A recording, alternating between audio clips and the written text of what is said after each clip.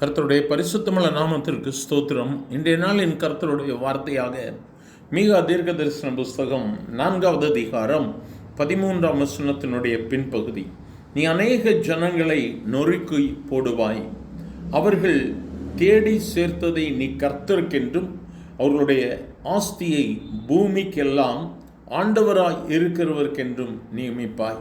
எனக்கு அருமையான தேவப்பிள்ளை, இந்த இடத்துல கர்த்தர் மிகவும் அருமையான ஒரு வாக்கு தத்தத்தை வார்த்தையை சொல்லுகிறார்.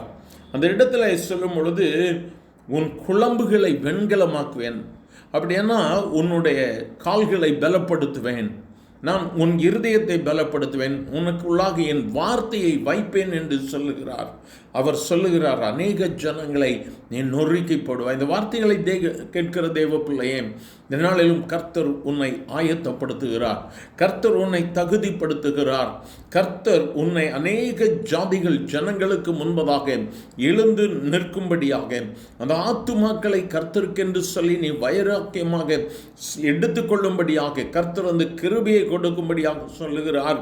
நீ கர்த்தருக்கென்றும் அவர்களுடைய ஆஸ்தியை பூமிக்கெல்லாம் ஆண்டவராய் இருக்கிறவர்களுக்கு நீ நியமிப்பாய். அருமையான வாக்கு தத்துவம். நீ அவர்களுடைய சமூகத்தில் காத்திருந்து ஜெபிக்கிறாய், நீ அவருடைய சமூகத்தில் போராடி கொண்டு இருக்கிறாய் அல்லவா? மிகவும் பெரிய ஆஸ்தி ஆத்துமாக்கள்.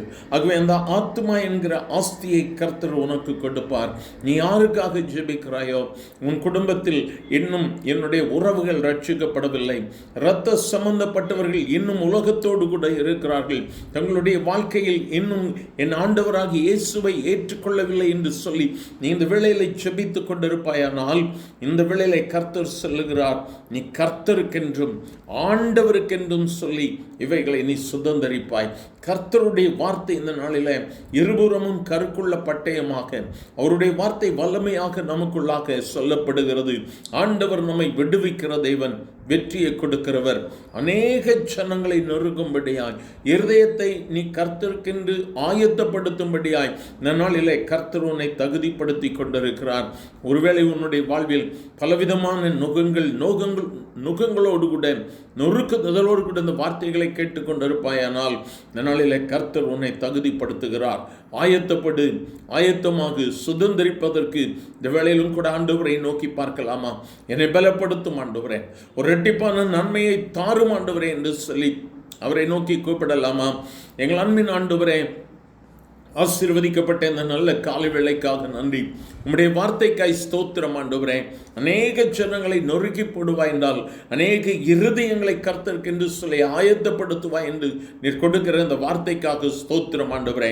கர்த்தருக்கென்றும் அவர்களுடைய ஆஸ்தியை ஆண்டவரை பூமிக்கெல்லாம் ஆண்டவராகி உமக்கு நியமிக்கும்படியாய் கர்த்தர் திசை திருப்ப வேண்டுமாய் ஜெபிக்கிறேன்.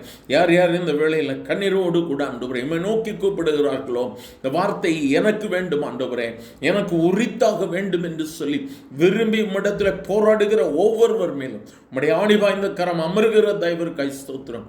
விடுதலையை கொடும், வெற்றியை காணட்டும். இயேசுவின் நாமத்தில் பிதாவே, ஆமேன், ஆமேன்.